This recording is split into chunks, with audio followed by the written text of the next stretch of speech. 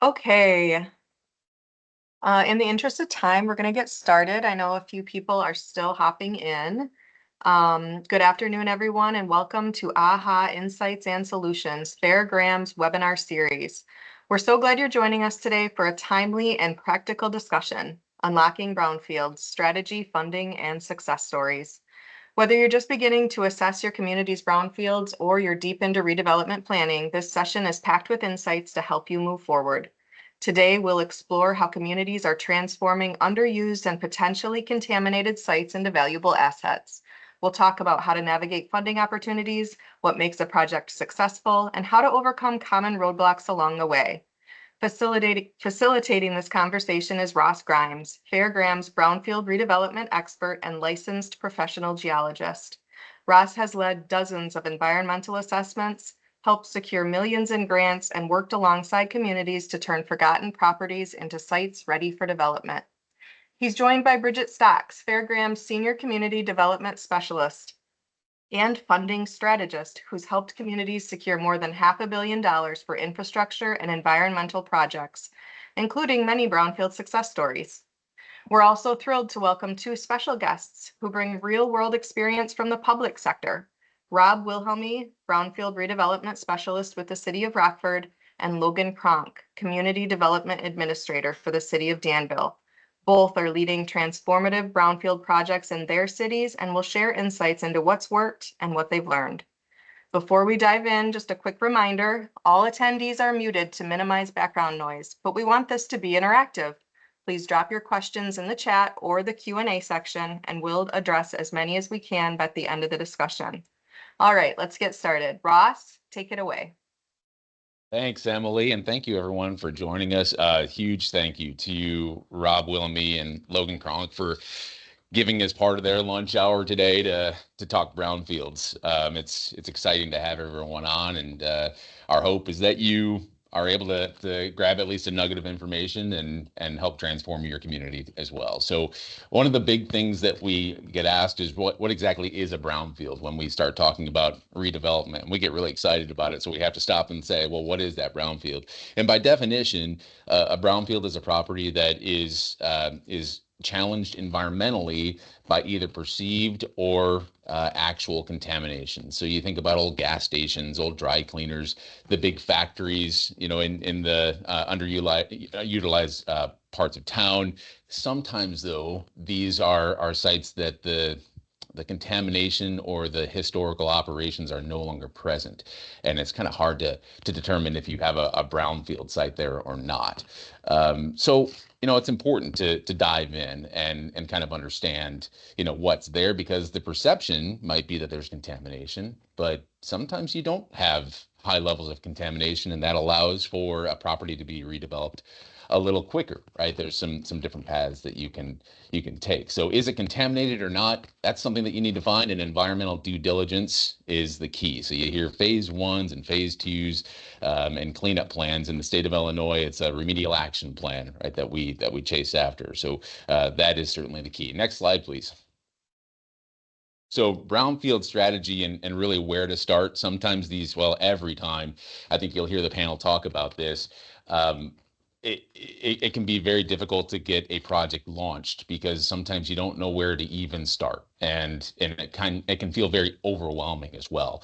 So a couple of things that you can do just to start, right? So identify those site potential, or the site potential, that end use. Where could this property go? Do you want it to be residential? Do you want it to be a park? Do you want it to be a new retail commercial space? And then what are the barriers that exist, at least that you know of right now, and use due diligence to remove those, at least give you some knowledge to remove the uncertainty around those barriers.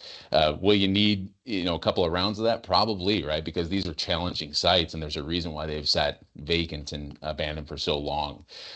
Engaging the community early is a critical aspect of brownfields. I would say it's probably one of the most powerful aspects and components of brownfield redevelopment, because Brownfields bring in the entire community. It's people that that you might not think care about what's going on, right? That jump in on a coalition. And some of the most impactful brownfield projects that we've seen have been led by grassroots nonprofit organizations just looking to make a difference in their neighborhood. So that's a really key part of this. And then lean on experts and experience. And that's something that we hope to provide a little bit of today. Fehr Graham's been a brownfield consultant for over 20 years, and we've seen a lot of ups and downs. We've experienced federal funding changes, and also, some of the waves of additional funding that's available. It's important to lean on the experience where you have it, and I think you'll learn from the panel members here today that there's a lot of experience there that we can lend to. Next slide, please. So one of the projects that were all is exciting to talk about. I live in the Rockford area. This is a site just on the south side of downtown Rockford that has sat vacant for a long time. I want to invite Rob Willamy to kind of kick us off on this site because it's such a great story. And again, this property back into productive reuse really launches an area of redevelopment in Rockford as well. So Rob, will you go ahead and maybe just intro this site for us? Yeah, thanks, Ross. So what you're looking at here, photo to the right is what is now our Embassy Suites, downtown Riverfront Hotel and Conference Center. This is the first major hotel in downtown Rockford since the middle 1970s. Interesting thing about this site is well, one thing to keep in mind, brownfields projects sometimes take a lot of time to develop. This was one that took just over 18 years from planning to grand opening. The other interesting thing about this project is, like Ross said, sometimes it takes a grassroots organization and stakeholders to help get this to the finish line. And this one is a perfect example of that. It was a partnership between the city of Rockford, a grassroots organization, and a private developer. So the building you see on the left is what's called the Zayek building. It was constructed in 1911. It was originally part of what was called Rockford's Knitting District. It was a series of knitting factories. You can't really see, but behind this building was a second knitting structure known as the Tapco building. It was a 6-story, basically concrete bunker. As textile manufacturing phased out in the 40s and 50s in Rockford, heavy industry and warehousing replaced the operations in these structures. Obviously, with the heavy manufacturing, leads to sensitive environmental issues that are found in the future. By the mid-1990s, both buildings are privately owned and being used for storage. So they were completely underutilized, and they had fallen into quite a state of disrepair. The city began questioning the future of the two structures at this time because they had both become a source of blight and also safety hazards for the adjacent Davis Park Festival grounds.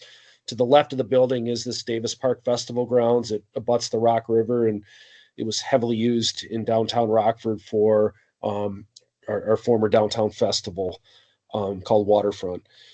In 2003, Mayor's Advisory Task Force started looking at these buildings and recommended demolition of both structures. Over the next decade, there were multiple redevelopment pitches, but nothing moved forward due to lack of private financing.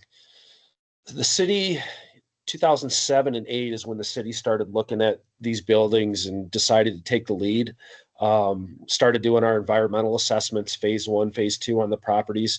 The phase 2 environmental site assessments did find moderate contamination on both sites, but it was enough that the city felt comfortable moving forward to purchase the structures in 2010 as a bona fide prospective purchaser. Shortly after the purchase, the city was still kind of leaning towards demolition of both structures. Shortly after the purchase, grassroots organization called Friends of Zayek formed with the intent of marketing the Zayek building for redevelopment. The Friends of Zayek secured the building designation on the National Register of Historic Places in 2011. This is huge because this opened up eligibility to use state historic tax credits and other incentives as part of the state's River Edge program, which when combined with federal historic tax credits, basically got you a 45 cent on the dollar tax credit for eligible redevelopment costs. Flipping back to that TAPCO structure, the one hidden behind there, in 2011, a structural engineer recommended demolition of the building due to poor structural integrity. The benefit of this, though, was by removing the TAPCO building, it would provide critical landmass needed for possible redevelopment of the Ziac building. Soil cleanup was needed under the TAPCO building. So being creative, the city had acquired US EPA cleanup grants and revolving loan funds, in addition to some other state incentives, to perform the $1.2 million demolition and soil cleanup. Also in 2012, the Friends of Ziac did release a RFP to market the Ziac building, which ultimately led to the recruitment of Gorman Company. And a development agreement was executed between Gorman and the city in 2014 to redevelop the Ziac and TAPCO sites into the hotel structure. Initial work began late in 2015, and the hotel actually opened during the COVID pandemic in the summer of 2020. So the overall redevelopment cost of this site was $87.5 million, and it never would have occurred without, like I said, the private-public partnership between stakeholders, the developer, and the use of the EPA grant funds. Yeah, I think maybe one of the things that's really great about this, and the Friends of Ziac, really stepped in to preserve and save this building from demolition. But there were some naysayers, and I think you're going to find that with brownfield redevelopment, right? Like there's people that say, "Nah, just get rid of it," right? Or let's turn a blind eye to it. And I mean, that could have happened so many times on this property, and it took a lot of perseverance on the city side and again on that grassroots side to make it all happen.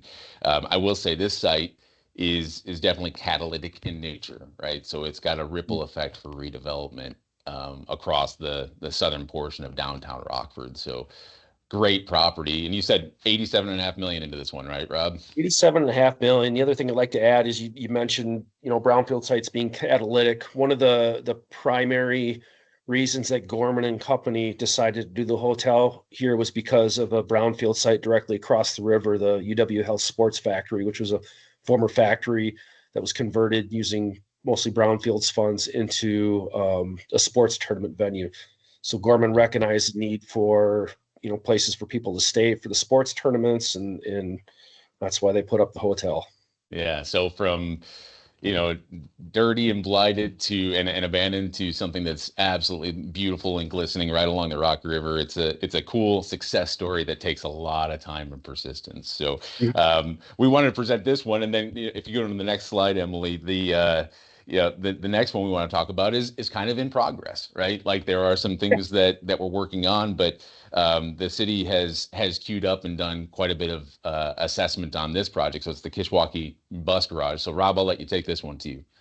This is another one, and another thing to keep in mind if you're a municipality is, the city of Rockford, we don't have developers coming knocking down our door looking for sites. So we have to do a lot of the initial groundwork, in order to make these sites attractive for redevelopment, not only to, increase development in our urban area, but to also prevent, green space sprawl and try to force development back into the center core of our city. So this is property located a couple blocks from our downtown city hall. This was a former trolley and bus garage site. It was used to maintain the trolley system and the buses up until the 60s. It was sold to private individual who had used it for commercial space. In the 90s, the building started falling into disrepair, became tax delinquent. The city ultimately acquired it through the delinquent property taxes from our county tax trustee. We did our phase one, we did our phase two, found some low-level P&A contamination in the soil, which is very common in any historically urban area, and decided to go after a US EPA cleanup grant for that. We were awarded a cleanup grant to dig out certain hot spots of soil back in 2019. And with any brownfields project, it's important to know that there's always going to be surprises. So with this one, the surprise was locating 2 underground storage tanks while a sewer line was being disconnected from the site during our cleanup project. Fortunately, we've got a very flexible US EPA project manager that allowed us to use that cleanup grant to help address those underground storage tanks. We were issued a no further remediation letter for the tanks, dug out some contaminated soil around them, and basically the site now is green space. It's awaiting redevelopment. We're loosely marketing it. But like I said, it's if we have a developer that is looking for space or looking for something in our downtown, it'll definitely be one of the top sites to market. Yeah, thanks, Rob. And that redevelopment can involve a few components in the redevelopment plan. So the site layout is really critical for brownfield redevelopment because you can use barriers, you can use sidewalks and asphalt parking lots, and even do some clean fill areas too that help sever the exposure to humans that might be on the site. So the city will be working really closely, well, always does work very closely with developers in making sure that those items are paid attention to, again, because brownfields is about, it's putting properties back into productive reuse while being protective of human health and the environment. So really appreciate that, Rob. Yeah. And ultimately, I'd like to say that your redevelopment is usually the solution to your environmental problems. And That's you look at the Embassy Suites site, and we did have lead contaminated soil, some PNAs in soil in one area. Instead of having to dig every square inch of it out, we were allowed to put an engineered barrier over the top to prevent access, which that engineered barrier ended up being the conference center. So new construction ended up being the solution to the environmental issue on that. And we always try to plan for that in our other environmental sites as well, as how can we incorporate the new construction to be the solution. Yeah. Thanks, Rob. Excellent. Want to head down to Danville, where Logan Kronk is. He is attacking brownfields with fervency, right? So, Logan, thanks for joining us. We've got a couple of projects that we wanted to talk about. One being the riverfront transformation that you, the city, have been part of with the Carl Foundation out of the Champaign area. Talk to us a little bit about this particular site in this area and how this project came about. Yeah, thanks. Good afternoon, everybody. This project was on a little bit more of a sped up timeline than project number one. Rob had discussed essentially what a lot of communities have issues with, and for sure the city of Danville is blight. The city of Danville was approached by Carl, who had previously 2 locations in the city of Danville, stating that their leases are about to come up in 2019, 2020, and they need to move now. So they investigated a couple of sites around the city of Danville, and the community chose a neighborhood, a very blighted neighborhood. I believe the taxable value that was received from 3 city blocks of the homes located there was between $20,000 and $30,000. So once Carl had selected the site that you see on your screen, several relationships and partnerships were built, and that's kind of the key word today is relationships and community partnerships. Were built between Vermilion Advantage, a local chamber of commerce, the land bank, the Vermilion County Land Bank, and the city of Danville. As Rob alluded to, a lot of these big companies that are going to be investing millions of dollars, they like to have a greenfield site, right? So the image that you see on the left of your screen is what you see is mostly residential. And there was a small fueling station and former dry cleaners. That's very common throughout the brownfield grant process. You always run into the dry cleaner that likes to throw the solvents out the back door, right? So upon Carl's phase 1 and phase 2 kind of assessments or due diligence, they identified these 2 sites. The city of Danville stepped in with their Brownfields grant dollars that were awarded to the city in 2017. And they were able to assess and remediate throughout the construction of the Carl at the Riverfront Medical Campus. This campus is comprised of one large Carl medical building that you can see in the right picture. And then on the top end of the picture, there's another medical office, which is actually Christie Clinic. And what you can't really see in the image very well is they built 2 standalone commercial and service structures along what is called Gilbert Street to really enclose the site and make it have that campus feel. So it does abut directly adjacent to our river, which is the River Rock that you see on the right side of the screen. So really, this took a massive investment from the land bank, the city of Danville, up front to demolish roughly 40 to 50 structures and acquire around 80 to 90 parcels. And those acquisitions and demolitions were done in about 2 years of time. As soon as they were leveled, Carl started construction immediately, which you see in image number 2 on your screen there. And the building was constructed in less than 2 years at a grand total of $80 to $90 million of investment on that site. So, like this underlying theme of catalytic nature of brownfields and the ripple effect that one brownfield can make. You talked about two other commercial structures going up, and I know this is right on the west side of Danville. Are you seeing additional interest in redeveloping sites in between this site and downtown as well? Yeah, absolutely. So directly to the north of the site, which you can't see on your screen, we've had several housing developers approach the city of Danville where, right, it's rinse and repeat. We have the same blight issue. The same phase 1 and phase 2s will occur.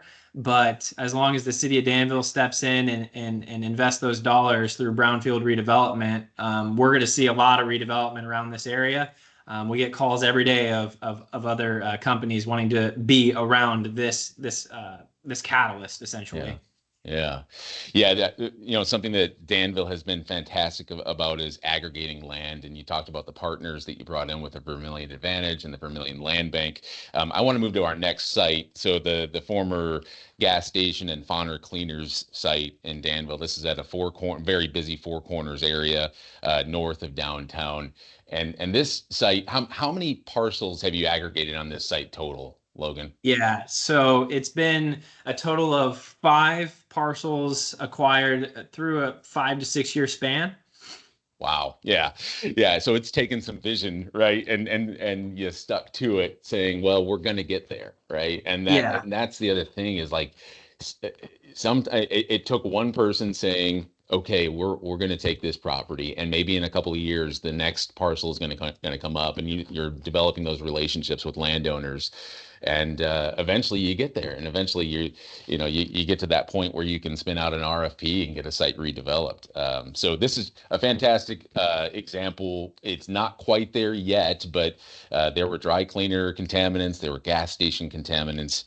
And Logan, I hate to steal your thunder on it, right? But a site that's received quite a bit of funding from Brownfields too, right? Yes, it has. And just for those listeners out there, the intent for this was never for the brownfield redevelopment initially.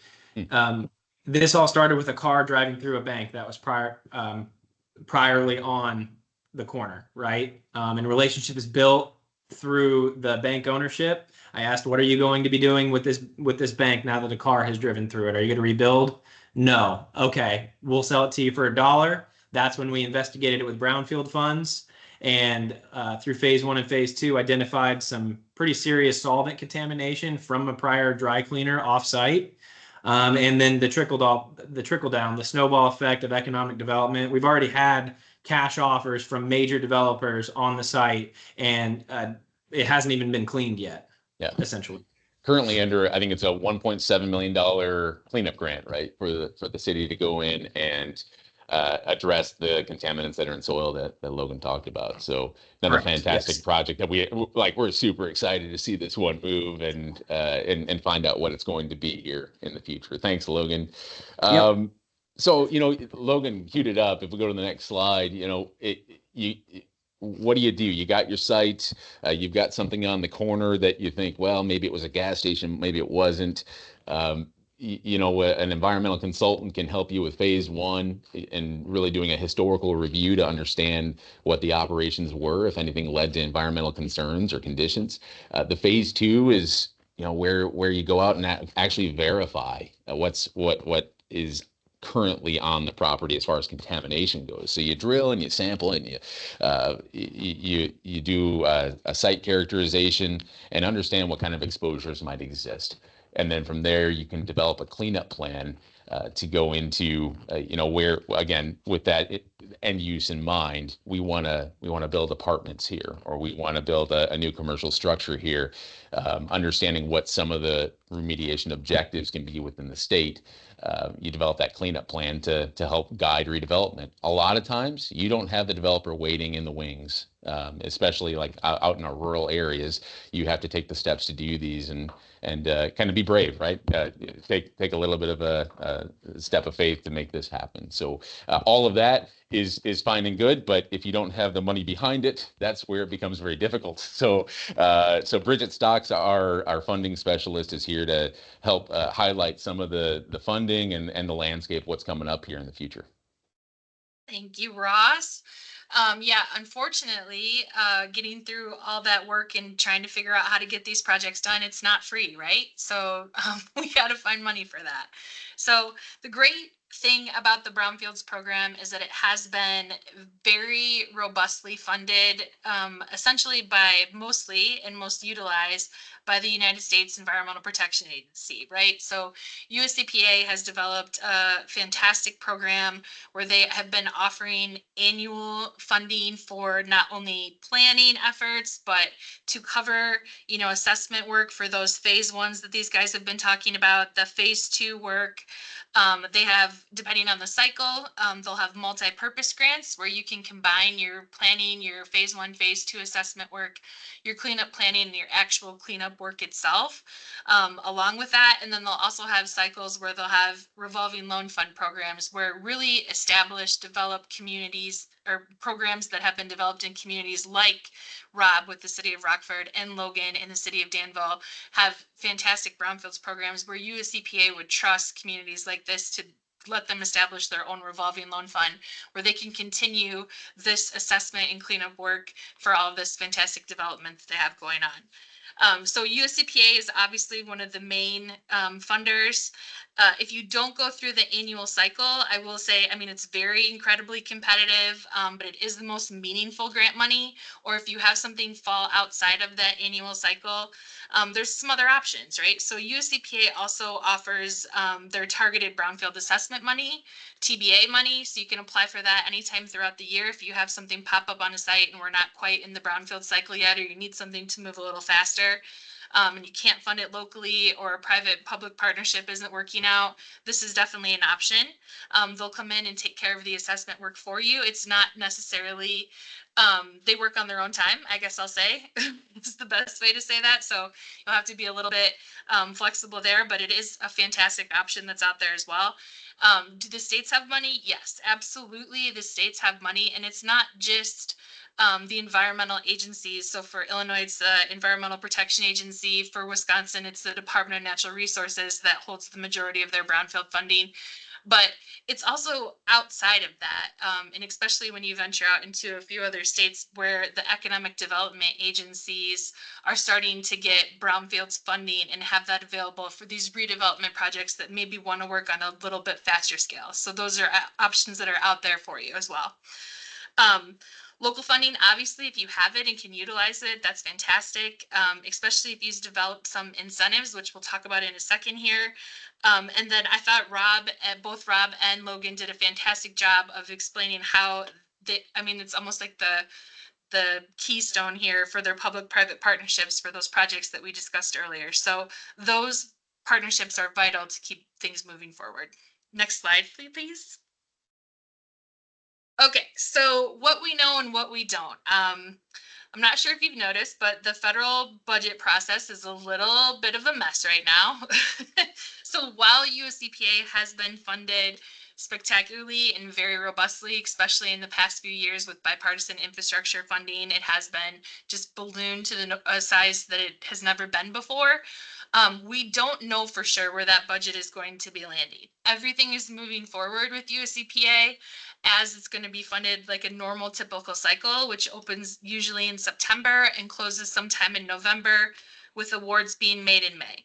So everything is moving forward on that side of things. What we don't know is what the funding levels will be. So while we've been very comfortable and happy with the amounts of funding that they've had available the last few years, we're also trying to prepare and kind of warn everyone that that may not be the case if and when a budget actually is decided on at the federal level. So it does have a ton of, the Brownfields program has spectacular bipartisan support. It's kind of like a win-win. This program is, as you can see from the examples that have been provided. So there's a lot of support for it to move forward. We just don't know what level it's going to be funded. But as soon as we know information, we can share that with you as well. And then when we were talking about local options previously, I know Logan and Rob both touched on these as well, but it's fantastic to have things set up that you have for redevelopment incentives to fund brownfields work as well.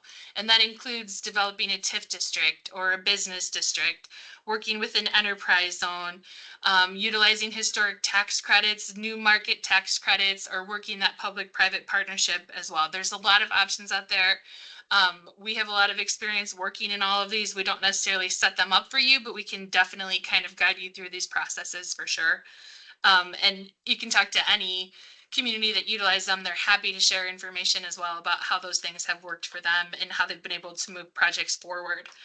My outlook, kind of like I talked about before, while we're uncertain about the funding that's going to come through, we do know that this administration has had funding previously. Obviously, this administration has been in the government before. So if you just kind of look back at the things that they funded while they were in their first administration, the first time through, we know that things will be shifting a little bit to really proper end use, proper redevelopment goals.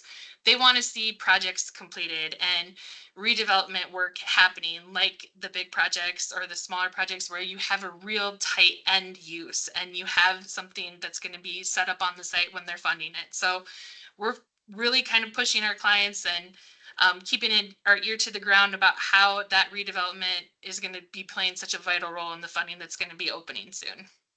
Next slide, Ross.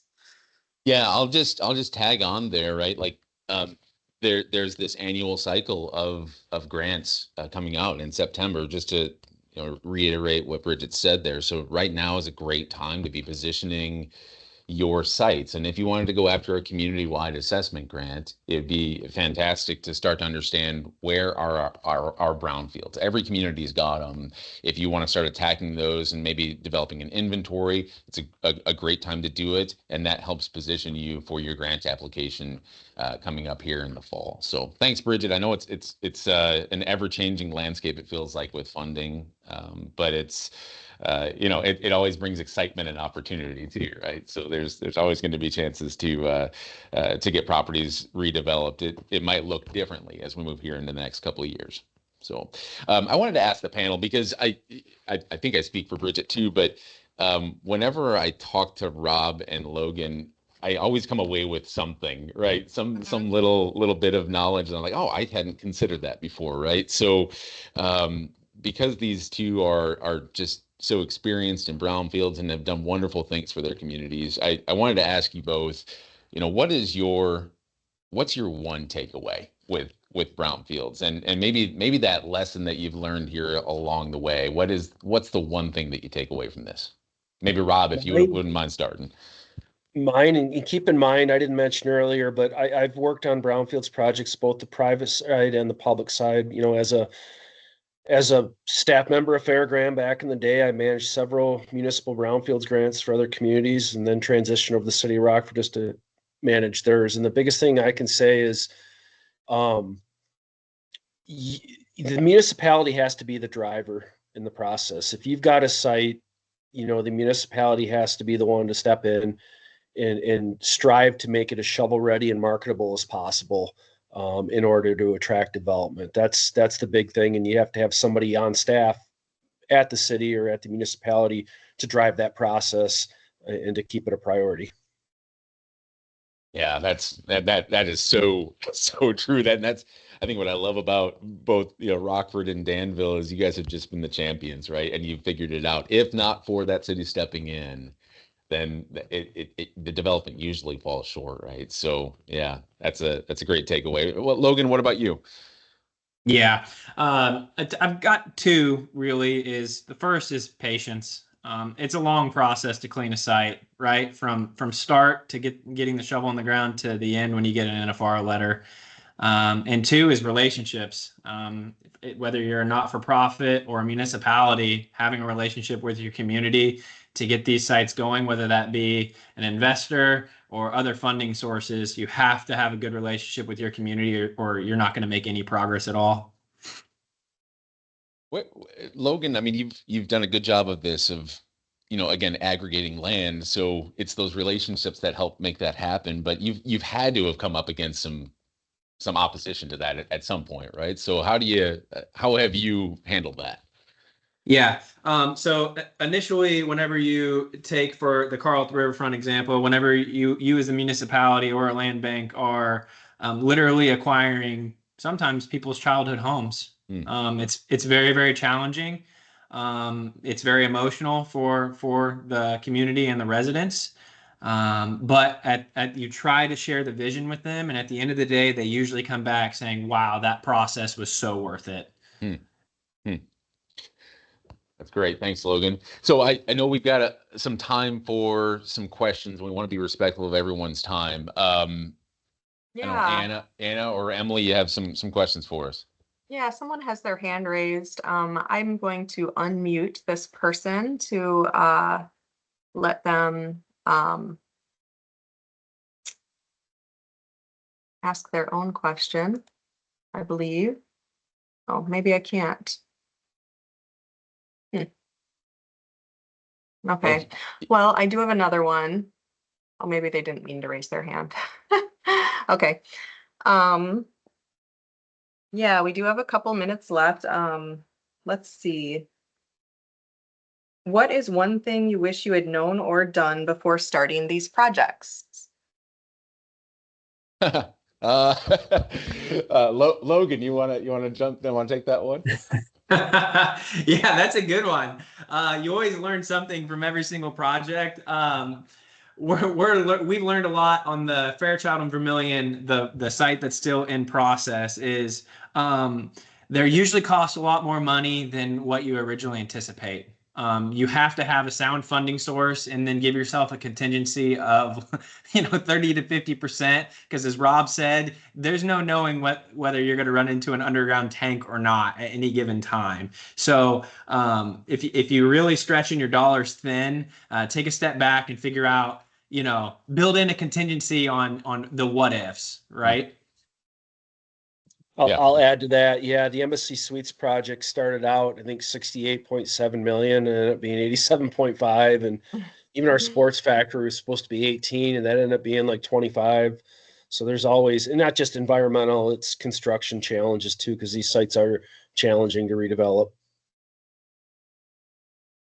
Yeah, Yeah, I have a question. Sure.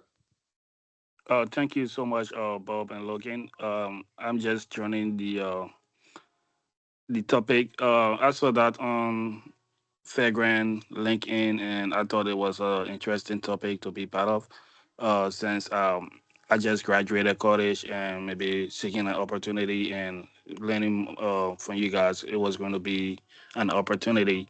So, following you guys talk about Brownfield, and the talk about the first stage is like site identification, determining if your site is a brownfield. So does that specific site need to have a specific maybe chemical level to be described as a brownfield, or like what do you guys look for specifically? I can jump on that one, Ross. So Sure, go ahead.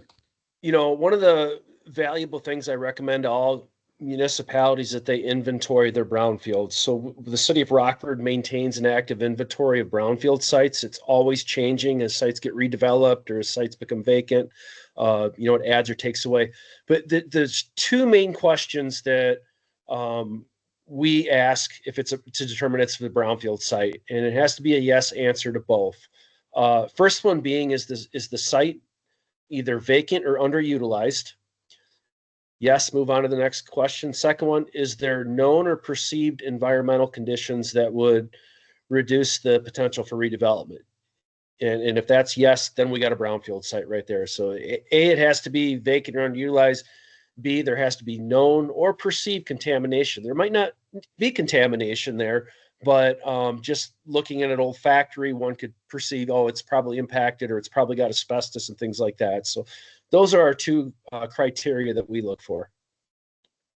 That's a really good question because, yeah, brownfields, again, it can be perceived or actual contamination. There's not like a threshold, right, Shadrick, that you have to have X amount of concentration of, benzene at a site. You look at it and you compare against state standards and start to determine has there been a release from past operations. There's nuance in all of this too. I love the two questions that the city of Rockford asks. The nuance in eligibility is critical, right? And there's a lot of little things that can be missed, down to your phase one and how you perform your phase one. But making sure that a site is eligible and actually getting to that point, it's not necessarily concentration of contaminant driven, but there are a lot of other questions that you ask about the ownership of the property, if there's contributing or past owners that have contributed to that contamination. So a lot of little different things to know as you get sites eligible. That's something that the Fairgram team helps out the city of Danville and city of Rockford with. And it's always helpful to have a US EPA project officer weighing in on that too. So really great question, Shadrick. Again, sometimes you don't know if a brownfield is a brownfield. Typically it is in your urbanized areas, but there are times that we've seen it in residential areas like Logan talked about with a dry cleaner or a gas station that no one knew was there. Those types of things, they pop up every once in a while, and without doing your due diligence and really working with a professional that knows what to look for, those types of things can be missed, and that'll slow down brownfield redevelopment really, really quickly. Do we have any other questions? Thanks, Ross. It looks like we are out of time. If some more questions do pop up in the chat, we will get back to you. We'll follow up with the questions asked for anything that we didn't get to in the webinar. But on behalf of Ross, Bridget, Rob, and Logan and Fairgram, I would like to thank you all for attending our webinar. Our 2025 schedule is out and available on our website at fairgram.com. We hope to see you again at a future webinar.